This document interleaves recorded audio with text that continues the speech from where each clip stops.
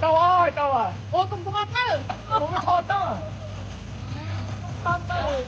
Học.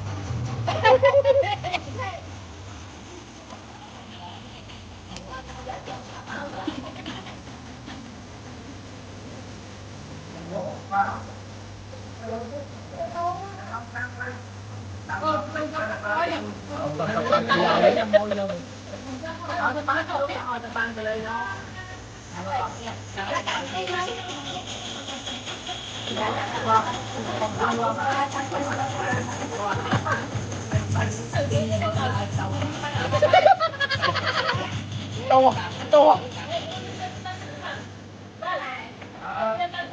Giờ mình đi con đi tiếp thôi.